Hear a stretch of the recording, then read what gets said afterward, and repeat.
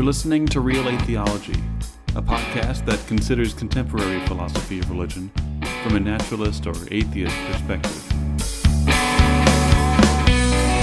Hello, my name is Justin Schieber. A few weeks ago, my wife and I, we were on vacation in the Pacific Northwest, visiting some friends and getting some hiking in at the national parks. We had an absolute blast. I was actually able to meet up with a longtime friend who I had only ever known online. He's a longtime fan of the show and of Reasonable Doubts. Thank you, Brandon, so much for showing us around Portland, and again, thanks for the hat. I had actually posted about this trip on Twitter, and Jeff Lowder of infidels.org and the Secular Outpost messaged me and suggested that we go for a hike around the greater Seattle area. So we did. We ended up recording an interview as well. Because it was outside, the wind was an issue. So there are parts of the interview that are a bit difficult to hear, but I thought that the conversation was interesting and wide-ranging, and I thought that you would appreciate it. So without further delay, this is my interview with Jeffrey Jay Lowder. I am sitting here with Jeffrey Jay Lowder. Wanted to see if I could ask you a few questions. So Jeff, were you raised religious? Yeah, I was. And I guess, what kind of got you more broadly into philosophy of religion? What's that story like? Well, as I remember it, in high school, I got really interested in the evolution versus creationism debate. Yep. And then I was fortunate enough to be able to take a class in philosophy in high school, and we actually studied a book by Bertrand Russell called The Problems of Philosophy. Yes. And so that got me really interested. We read some other stuff as well, but that's what got me interested in philosophy. And then I remember staying in touch with that teacher, and even after I graduated from high school, and I believe he was the person who gifted me a copy of the writings of Bertrand Russell. And if you look at the table of contents of that book, it breaks it out into different philosophical specialties, and one of them, the section was something like, Bertrand Russell, the philosopher of religion, or just the philosophy of religion. And that was, I think, the first time I became aware that the philosophy of religion was a thing. Yeah. And I thought, wow, there are people who just do that. That's pretty interesting. Yeah, absolutely. So you were the co-founder of infidels.org. Mm-hmm. How did that come about? I don't remember how I met him, but somehow I became acquainted with a guy named Brett Lemoyne, who at that time was I think he was a senior majoring in philosophy at Texas A&M, and then I think he did his grad school at Texas A&M as well. But I had started reaching out to various groups and individuals about getting their material on the internet. And one of the earliest people that I remember working with was a former Church of Christ minister named Farrell Till, who edited a periodical called The Skeptical Review, which was devoted to biblical inerrancy. And so I ended up hosting The Skeptical Review on the site. But in order to host it, I needed a real server. My student homepage at the university I was at was not a good option. And so Brett set up a server on the Texas A&M network, and that lasted for a short amount of time, maybe a year, but eventually someone complained that this what they thought was this big organization, but it was really just a couple of guys, was being hosted on taxpayer supported network. Sure. And so then we were like, yeah, that's a good point. And so we went and found a commercial ISP. But I mean, that's how it started. And we kicked around names for the organization, and I settled on Internet Infidels just because I like the alliteration. Mm-hmm. The name of the organization early on became a sticking point in my interactions with William Lane Craig, because he took it far more seriously than I did. I probably, in my file cabinet somewhere, still have a letter that he sent me because I was trying to convince him to let me host the entire debate transcript of his debate with Corey Washington, ironically enough, at the University of Washington, that had happened in 1995, the year I graduated from college. And I had been told by the organizers of that debate at Campus Crusade for Christ at UW that it would be fine if I were to, create a transcript. And so I created the transcript, which, if you've ever tried to transcribe a 2-hour debate, is hugely time-consuming. Yeah. A lot of stop, rewind, play. What did he say? Stop, rewind, play. And so I created this transcript, and then I sent it to Craig and asked him to proof it. And this is not going to do his response justice, but it was basically, whoa, what the heck are you doing? It appears you're appearing a transcript for publication. I never gave you permission to do this. And I'm like, uh-oh. And so then, I explained to him that I'd been, given the okay by the organizers at UW, and which I guess they shouldn't have done, or maybe, I don't know who owned the rights. I was under the impression, since they sponsored it, they actually owned the rights, but I don't know if they ever discussed that with Craig or whatever. So Craig's like, he says, okay, I'm fine with having the transcript. It's just I don't want it on your website. And I'm like, well, why? I did all the work. Yeah. And he said, because, look at the name, Infidels. And I'm like, yeah. And I'd have to go find the letter, but the gist of it was something like, an infidel is someone who mocks God or something. And those aren't his exact words, but that was kind of the gist. And I'm like, that is not what we meant at all. It's very tongue-in-cheek. Yeah. We're trying to reclaim a word that's been, no pun intended, demonized. And, sort of like how, homosexuals reclaimed, or queer people have reclaimed the word queer. That used to be sort of a pejorative slur. My thinking was, well, we'll just reclaim the word infidel. Right. Which, from a PR perspective, I consider, just as a side note, to be vastly superior to, Daniel Dennett's idea to call freethinkers brights. So what does that mean? That, that religious people are dims? I mean, that's just kind of an insult. Whereas I thought the word infidel was just kind of a playful thing, especially because it went after the word internet. But so there's like this whole history now between Craig and I over the word internet infidels, and so he's always had a problem with that. And I tweeted about this last week. I just found something on his website from a few years ago where he referred to internet infidels but used lowercase. So, and the way he did it was kind of a slur. And so maybe to be charitable to Craig, he deliberately did not capitalize it to subtly make a distinction between internet infidels, the group, with capital letters, versus lowercase internet infidels, just as another way of saying online atheists. Yeah. But then, if that's in fact what he's doing, that just gets back to my original point to him in 1995, which was, when we call ourselves the internet infidels, it's just we're a bunch of atheists who are on the internet. It's nothing. It's not about mockery. Right. And if I have any kind of an online reputation at all, it's as someone who generally doesn't engage in mockery and ridicule. In fact, I've been ridiculed by fellow atheists because of my stance on ridicule. Because I generally don't do it. So it's like, of all the people for William Lane Craig to take up that issue with, uniquely unfair. I am not the guy, because it's not about mockery. I'll have to go see if I can find that letter. But although I can't post it because I think that would be, a breach of implied confidentiality. That was between the two of us. But that was the gist, though, was that, he read into that name something that wasn't there, that wasn't the intent, that's not what we understood by the term. So I thought it was kind of an unfair criticism. But I guess to sort of put a bow tie on that point, in fairness to Craig, he did allow the transcript to be published, and so as a compromise, his comments went on his website, and the atheist debater, Corey Washington's comments, went online. I gotcha. Okay.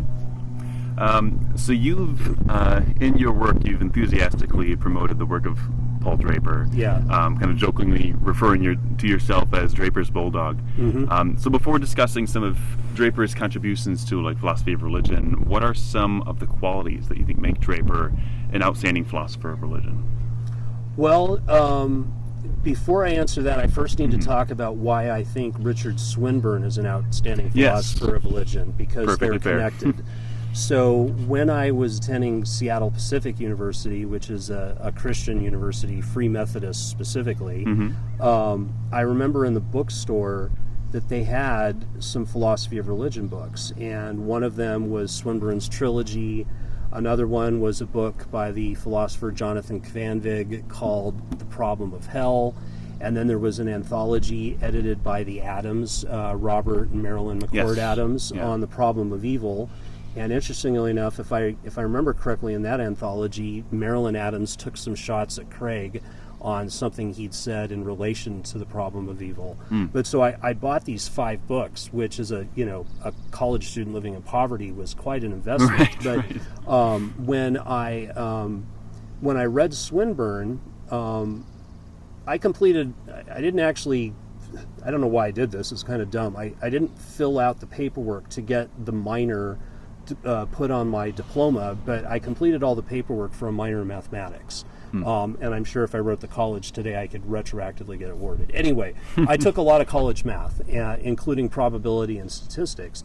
And when I read Swinburne, one of the things that immediately stood out to me was, here's a guy who gets it. Because at that time in the early 90s, my experience of engaging with theists, not professional philosophers. I was just a little college student, but just talking to people at my college and reading people like Josh McDowell and Cliff Neckley and Ravi Zacharias or whoever I would have been reading at that time, was that I always felt like they didn't really come to terms with the fact that they had a burden of proof as a theist.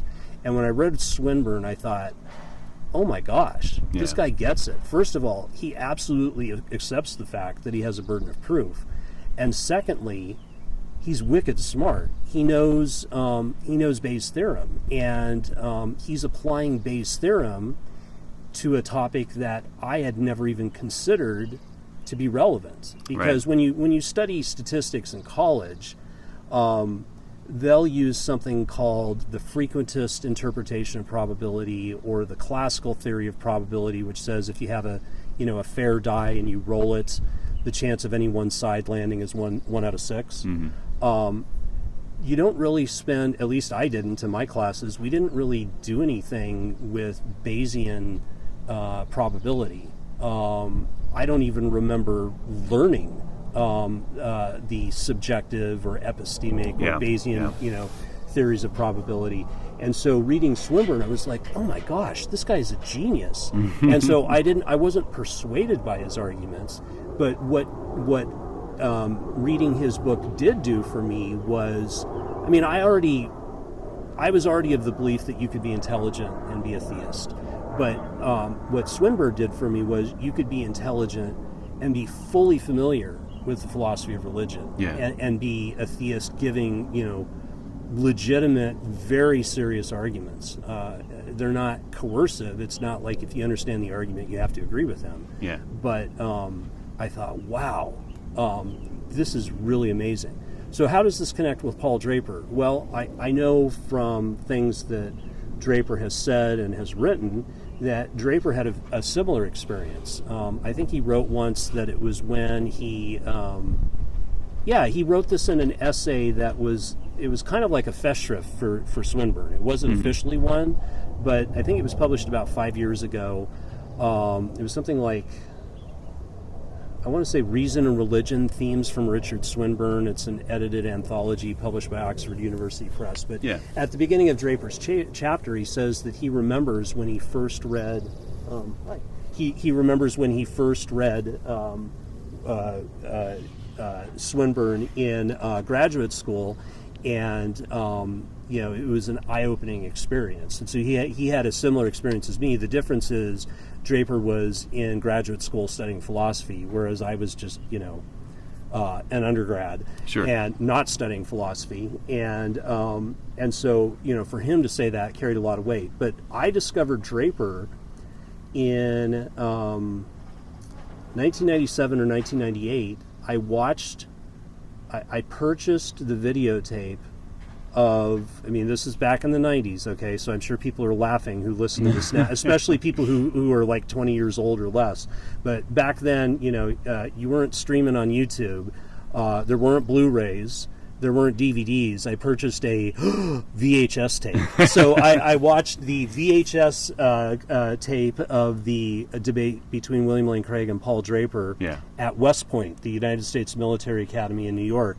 And it was actually moderated by Louis Poyman, a well-known, well, now he's deceased, but he's a well-known philosopher of ethics. And so I watched that debate, and listening to Draper speak, I had the same kind of experience I had reading Swinburne. But because I was much more closely aligned with Draper than I was with Swinburne, it was almost a quasi-religious experience. And I know that sounds kind of hokey, but let me explain what I mean by that. Because again, he's using Bayes' theorem and Bayesian logic, but he's doing it in a way to explain things that I agree with, and he made them more powerful. And then he also had arguments that I just never even considered. That was the first time I'd heard an argument from mind-brain dependence against theism. And I don't really know how to do... I don't know how to do it justice in terms of describing my experience, but it wasn't like, I finished watching the tape, and I'm like, oh, okay, that's it. I've heard a secular revelation, and therefore naturalism is true. It wasn't that. It was more just, wow, there's a really robust case. And it was so different from everything that was available in the 90s, because if you go back in time, Craig was doing his debates even back then. What were the debates that were available back in the 90s? Either on audio cassette. Again, we're talking the 90s, so people will laugh. There were no MP3s. But, audio cassette, VHS tape, or books. They were all terrible. There was the debate between William Lane Craig and Frank Zindler. Craig mopped the floor, and I just did a YouTube video on that. There was the infamous debate between Greg Bahnsen and Gordon Stein, and Gordon Stein did terrible, and I'm doing an entire series of YouTube videos reviewing that debate. But I could go on and on and on. But for basically all of the debates that involved whoever the atheist was, there was a debate that most people haven't heard of between Tom. I think his first name was Thomas Warren and Antony Flew on God's existence. I think there was a debate between Terry Neath and Antony Flew. There was JJ Smart or JJC Smart. I can't remember who he debated. I think there's a second edition of that debate out now. But all of those debates. And then there was Kai Nielsen's debates, and all of them were just terrible. And so when I listened to that debate with Draper, it was a combination of using inductive logic, Bayesian confirmation theory, him as a person, because he's just a very nice guy. He's a gentleman. He's very humble. He has a very likable personality, or if I were a Christian apologist, say at Biola University, I would say he's winsome for Christ. But he's just a very nice guy. And so that actually led me to organizing a debate between him and Doug Guyvette at Biola University. The debate took place at the University of Colorado at Colorado Springs, and Paul Draper stayed at my house. And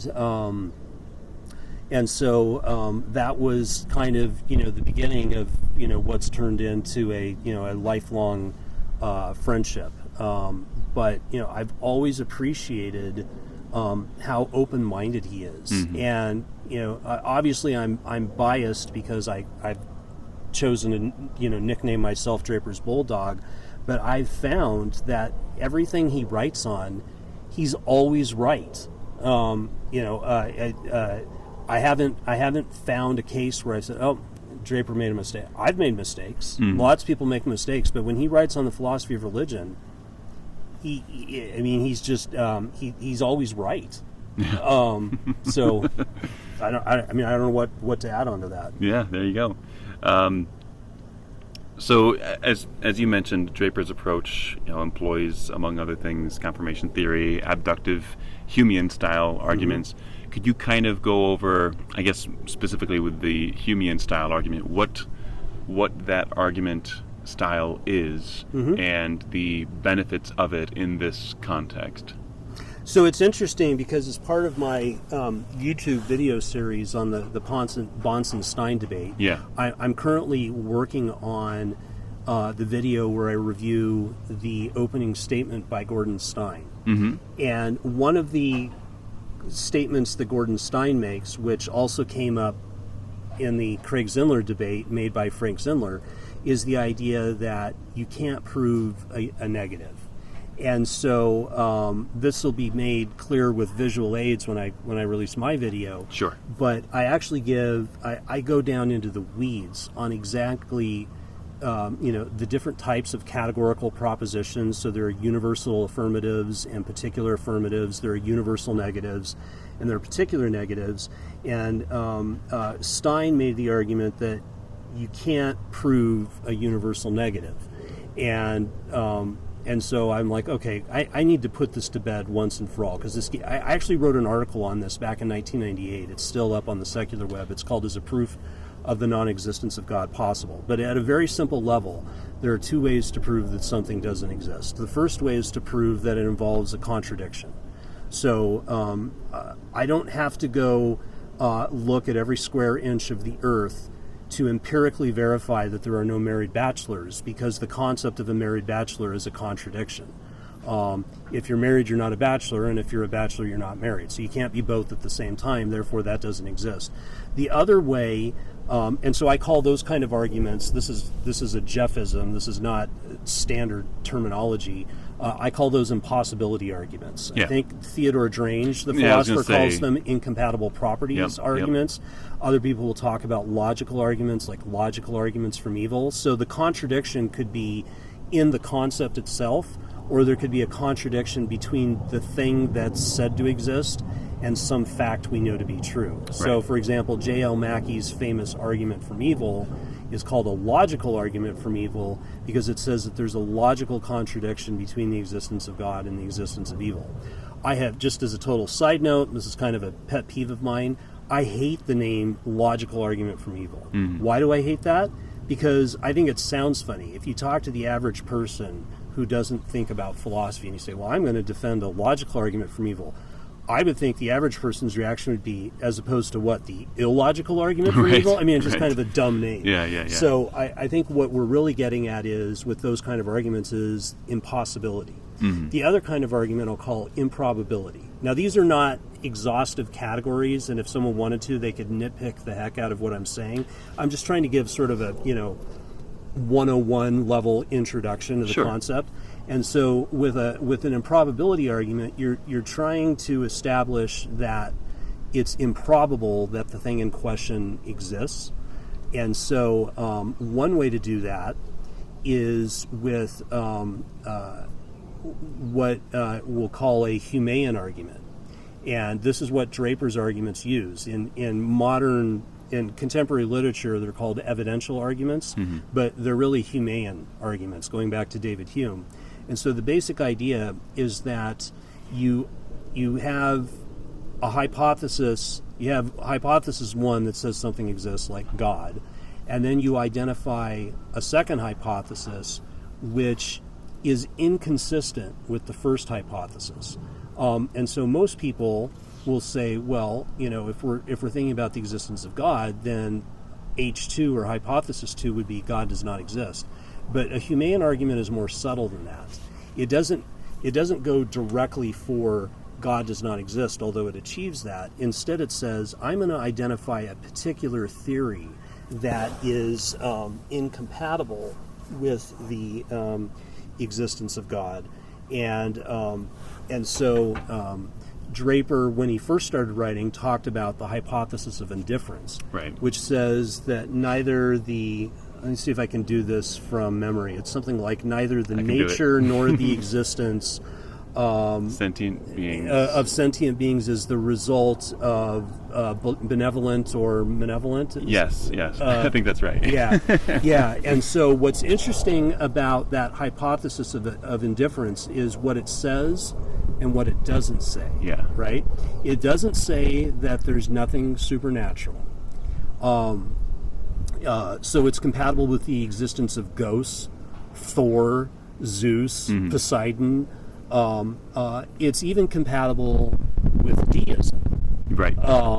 Because it doesn't say that the universe doesn't have a creator. But what it does say is that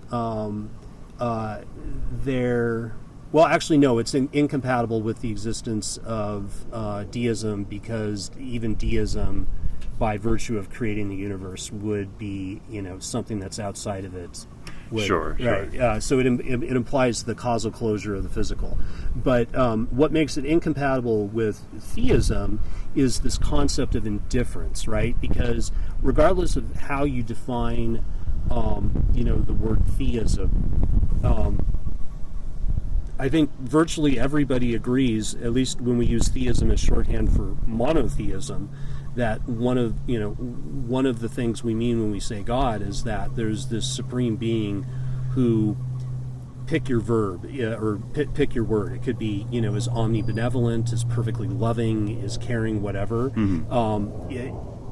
That being is not indifferent to the plight of sentient beings in the universe that he created, if he created any. So if human beings exist, a hypothesis of difference would be that the being is different to his creation, his creatures. The hypothesis of indifference says maybe such beings exist or maybe they don't, but if they do exist, they're completely indifferent.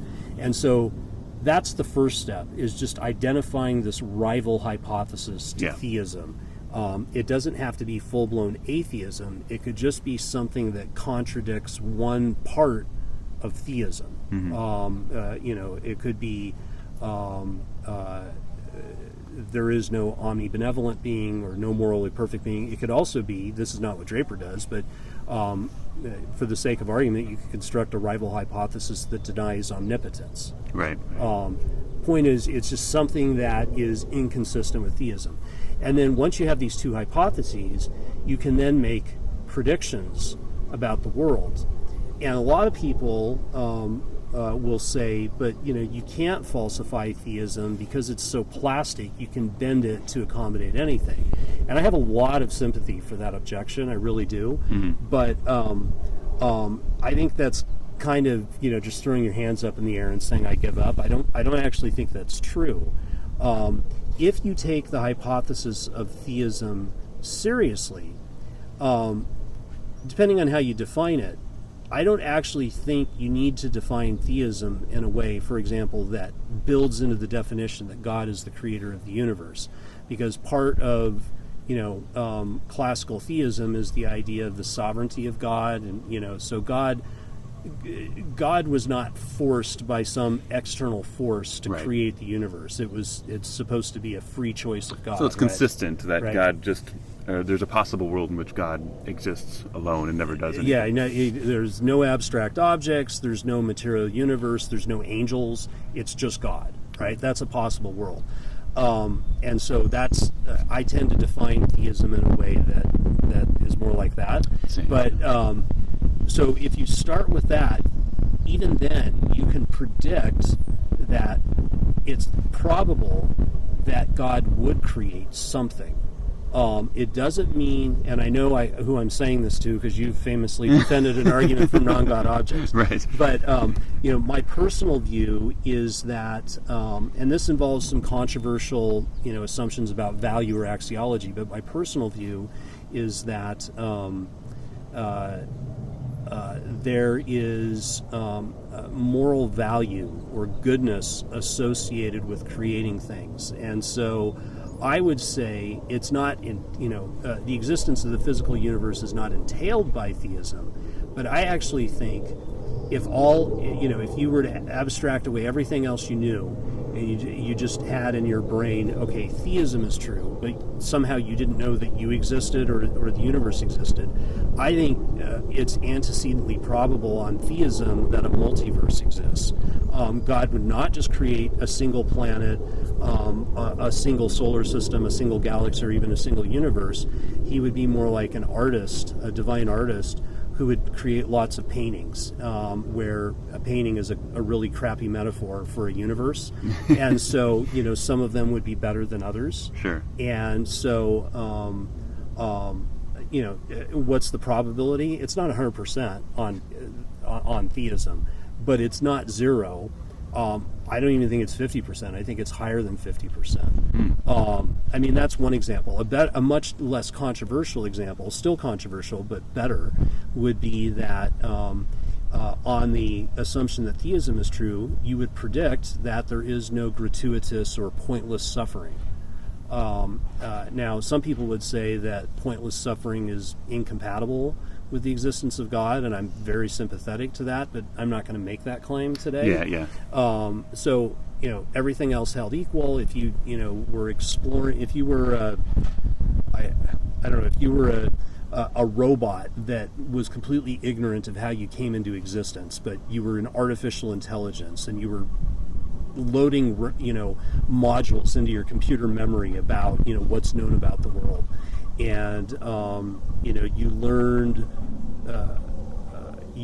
that there's uncertainty about whether or not this being called God exists, and you're forming your Bayesian network to make predictions about the world as you gather data, because that's one of the ways machine learning works in artificial intelligence. Right. One of the things you as the robot or AI would do is say, okay, so I would expect, if theism is true, that there would not be pointless suffering. And then you would start gathering data as you load information into your memory as a computer, and you start making all these observations about suffering in the world. If you somehow were able to know that pointless suffering didn't exist, then you would say, okay, that's a surprise on the assumption that theism is true. That's not a surprise on the assumption that the hypothesis of indifference is true. Now, I use that example because it's easier to explain. I actually would never make an argument from pointless suffering because I think it's impossible to actually show that suffering is pointless. Mm-hmm. And so what Draper's argument does is he doesn't argue directly for the existence of pointless suffering. Instead, he compares he looks at suffering from a moral perspective and a biological perspective. So if you say that suffering is pointless, implicitly what you're saying is there's no moral justification for allowing the suffering to occur. I don't think that there's any way to defend the claim that pointless suffering in that sense exists. But if you divide up suffering, if you look at suffering from a moral perspective versus a biological perspective, you can say, okay, we don't know for sure if any of the suffering is morally pointless, but we can say that it's biologically pointless. Yeah. And so Draper's argument from Pain and Pleasure talks about biologically gratuitous pain and pleasure. There's pain and pleasure that's appropriate, right? If you stick your finger or your hand over a campfire, and it's going to hurt, and that's biologically useful because if you kept your hand in there, you're gonna burn it, You may disfigure it. Worst case scenario, I guess you somehow catch on fire and die to death, or die from, you burn to death, right? Sure. But so it's biologically useful to feel pain. And a frequent misunderstanding of arguments from suffering is that people think that the atheist is saying that there shouldn't be any suffering. That's not the argument. There's clearly biological utility in having some suffering. There's also biological utility in feeling pleasure. There's a good biological reason for why orgasms are pleasurable, because it provides a powerful incentive to engage in reproduction, right? So, pain and pleasure contribute to the biological goals of survival and reproduction. But what about, William Rowe's famous fawn that is caught in a forest fire that slowly, burns to death? The suffering experienced by that deer does not contribute to the biological goals of survival and reproduction. Well, if the hypothesis of indifference is true, and it's just blind nature doesn't give a crap about the suffering of a deer in a forest fire, and so it doesn't the hypothesis of indifference does not predict the non-existence of biologically gratuitous pain.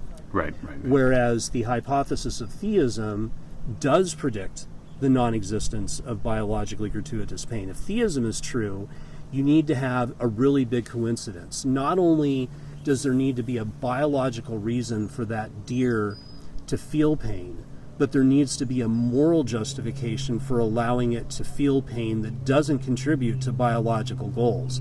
And that's a really big coincidence that naturalism or the hypothesis of indifference or any rival to theism doesn't need. And so that's why that's such a strong argument against theism.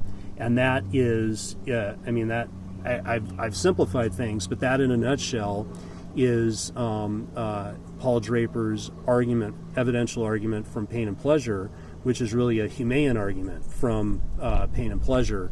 And that's how most of his arguments work, is by identifying some rival hypothesis to theism and then showing that there's some empirical fact that we know about the world that is logically consistent with theism, but it's not what we would expect. Right. So at this stage, what you'll often get in reply is something to the effect of, well, theism does also predict, given God's omnipotence and given our ignorance, that there's going to be a whole collection of facts. Maybe they're biological facts, maybe they are moral facts, and perhaps emphasizing the moral facts, that are connected to these things and connected to the reasons God has to act, that on many of these kinds of evidential arguments prevent the kind of inference from seemingly unknowable reasons for allowing suffering to therefore there being unknowable reasons. This argument seems to sidestep that kind of complaint. My snarky reply is, but not according to inductive logic or Bayes' theorem. Right. So basically what that response does is introduce an auxiliary hypothesis that says that God exists and God has unknown reasons, possibly unknowable reasons, for allowing evil. And so the response to that is the serious response to that is, sure, it's possible that God has unknown reasons for allowing the facts about good and evil that we know to be true, but it's also possible and no less likely that God has unknown reasons for preventing evil. And so there's no reason to assume that the unknown reasons for allowing evil are more likely than the unknown reasons for preventing evil. Right. And so this appeal to the unknown cancels out.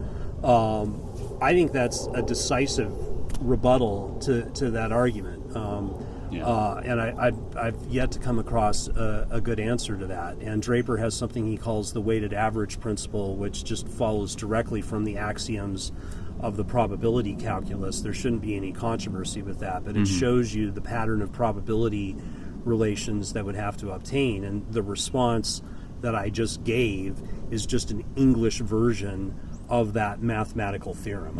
I put it in English words. But they would have to show some kind of fact intrinsic to theism that has a bias toward the unknown facts that are relevant to the argument. Well, and specifically that it's more like, on the assumption that theism is true, it's more likely that God would have unknown reasons for allowing evil than it is that he would have unknown reasons for preventing evil. And there just doesn't seem to be any way to defend that, because the whole point of that line of thinking is that we're in the dark about God's reasons. We're not God. We're finite human beings. We'll never be God. We'll never even be 1/10 of God. So there's all this knowledge that God has that we'll never have. But if you take that seriously, then why would you rule out the possibility that this all-knowing being has reasons that he knows that we don't understand for preventing evil? Why would you assume that that's less likely than the reasons for allowing evil? I would say the only reason you do that is if you're displaying cognitive bias and grasping at straws to avoid the force of an evidential argument from evil. The other thing I would say is, and I haven't found anybody in print make this argument in this exact way, but if theists get to appeal to unknown moral justifications to explain away facts about good and evil, then the naturalist, it seems to me, is equally entitled to appeal to unknown naturalistic explanations to explain away any kind of thing that science can't explain. So if the theist says, well, look at the origin of life, even a single-celled organism is super complex. It has, complex specified information that's irreducibly complex, to use, Dembski or Behe's terminology. Scientists today can't say with confidence, much less certainty, this is how life arose from non-life. Right. And so, if we're going to play this, cop-out where we can just appeal to the unknown, then I would just say, but we're just finite human beings in an indifferent universe. The universe doesn't give a crap about whether or not I, Jeff Lowder, or insert name of scientist here, is able to give a naturalistic explanation for how life started. We're left to figure it out on our own, and we've only been trying for about since the 60s.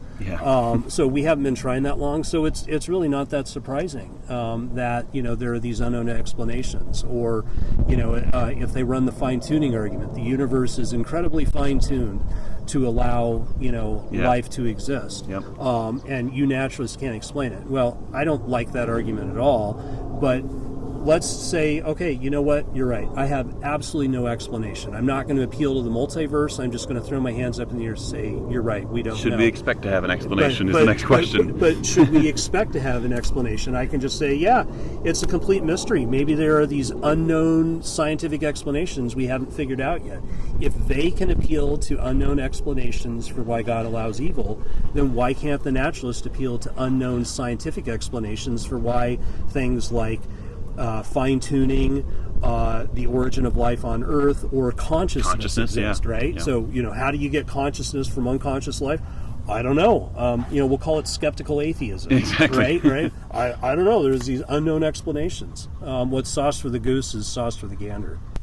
I think we would probably agree that of naturalistic or atheistic, more broadly, philosophers of religion, the two most serious thinkers on this side would be someone like Paul Draper, and then like a Graham Oppie. Could you kind of compare and contrast a bit? I put Schellenberg right up there as well. Schellenberg, okay, that's fair. At least with regard to Oppie and Draper, compare and contrast their specific approaches.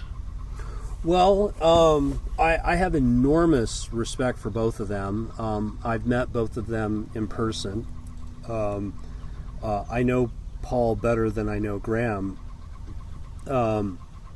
Paul is not just a philosopher of religion, but he's also, one of his areas of expertise is the philosophy of science. And so it's not a coincidence that he uses Bayes' theorem or Bayesian type of thinking when he approaches these arguments.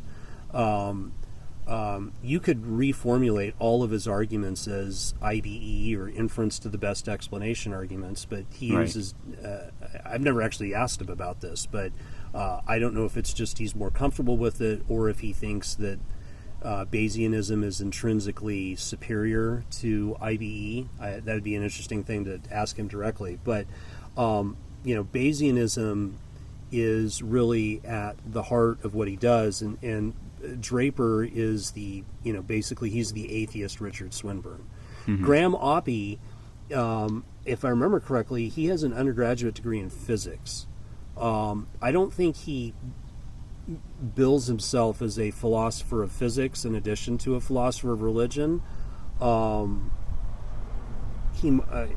might be an appropriate second title for him, though, because he knows so much about the science and the cosmology, and that's why he's so particularly good at critiquing, for example, William Lane Craig on his Kalam cosmological argument.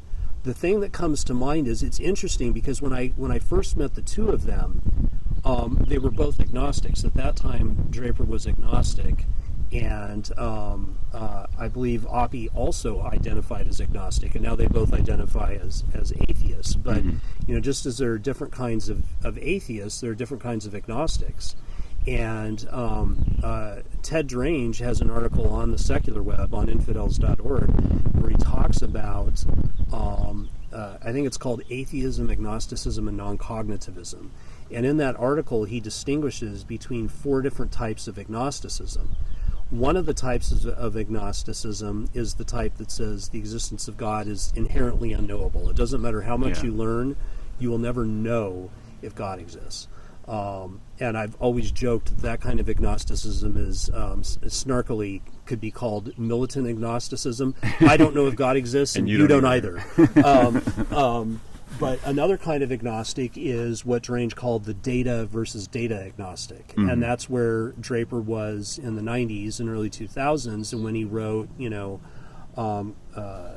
Confessions of a Practicing Agnostic in that anthology on divine hiddenness, edited by Paul Moser and Daniel Howard Snyder. And so back then Draper was saying, there's evidence for God, but there's also evidence against God, and I don't know how to weigh the two. The data's ambiguous, He didn't say that they're exactly, matched. He said, I don't know of a way to justify the claim that the evidence on one side is stronger than the other. Sure. And so in that sense, he would be what Drange would call a data versus data agnostic. And I can't remember what the other 2 types of agnosticism Drange listed were. Oppy, when he was agnostic, and I believe for at least a decade now he's been calling himself an atheist, but Oppy has always had this high standard for argumentation. In fact, it's my understanding that he's got a book coming out in the next year that will give his theory of what's required of, I don't know what the right adjective is, good or successful, philosophical arguments. But a common complaint that, theists, in particular Craig, has made against Oppy's objections is that Oppy sets the bar so high that it's virtually impossible for any argument about anything to meet Oppy's standards for a good argument.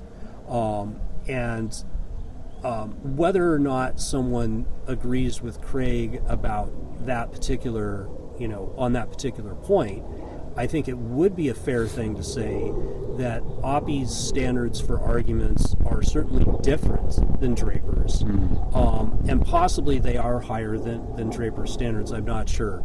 I also have not, in the stuff that I've read by Oppy, he clearly knows Bayesianism, right?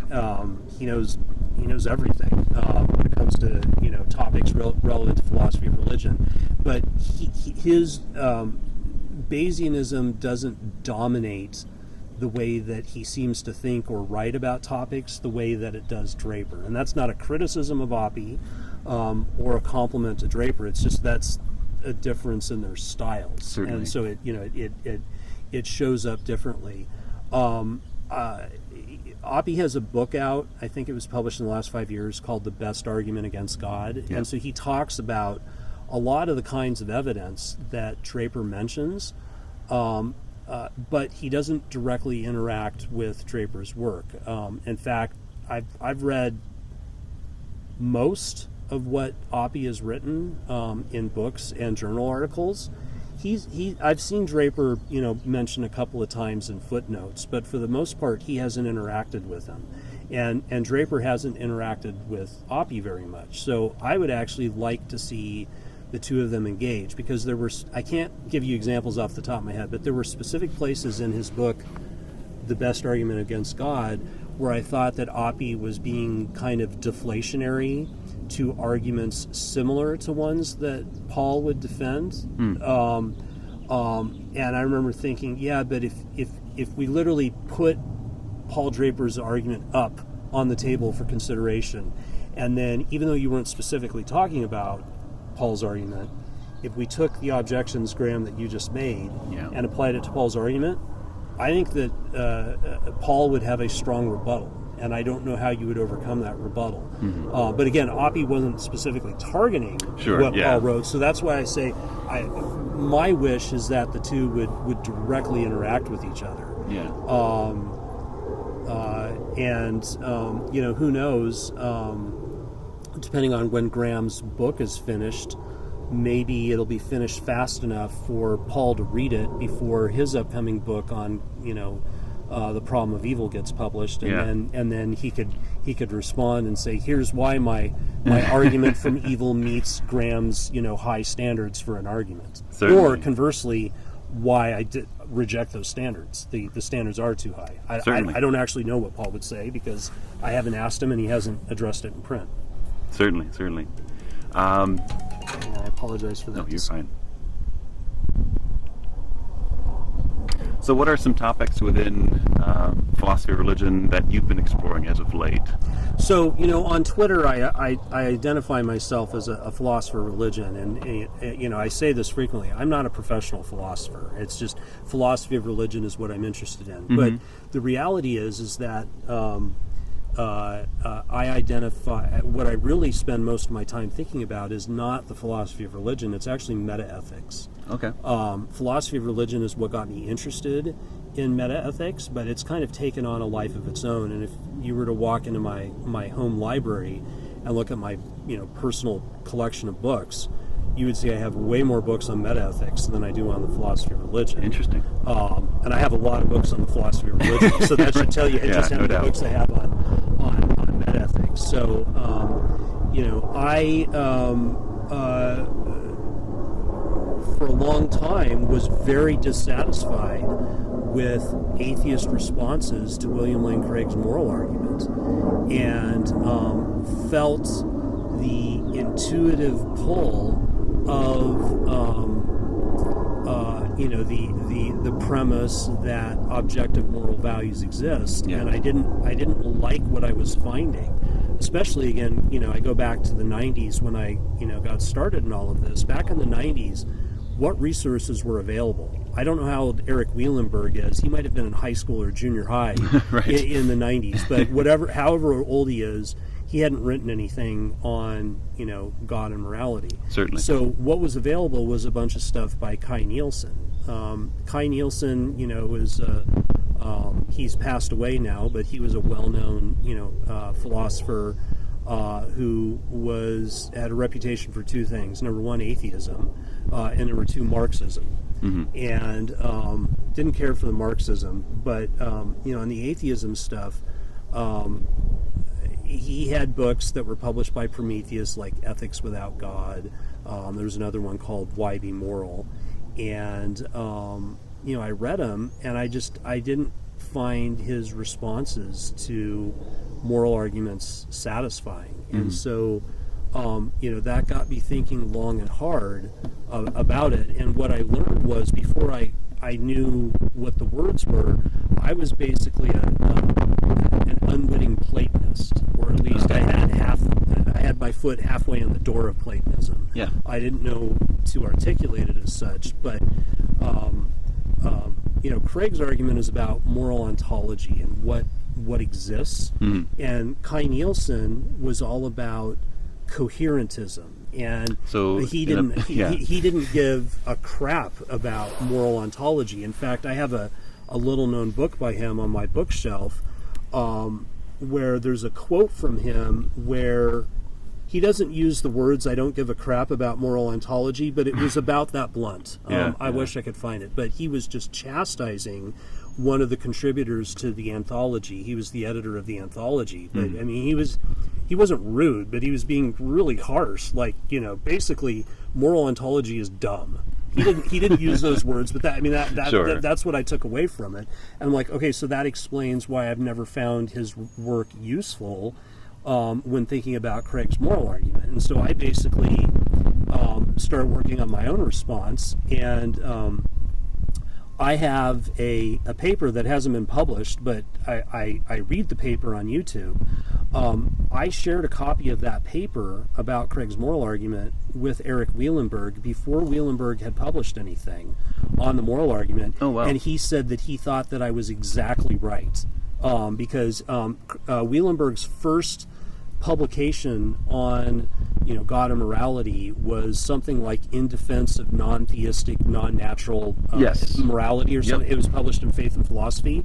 That was published after my paper. Now, I want to make it very clear, I'm not saying Eric got his ideas, arguments, and objections from me. Sure. I'm not saying that at all. What I am saying is that I had independently arrived at many of the same ideas that he had. And so he read that, and he's like, yeah, I think I saved the email, I should frame it, but he's like, this seems so right to me. I completely agree. Hey, by the way, take a look at this draft paper I'm working on. Wow. And so I got to read a draft of his paper before it was published in Faith and Philosophy. And his paper is way better than mine. He's a professional philosopher, but it felt really good to know that I was on the right track.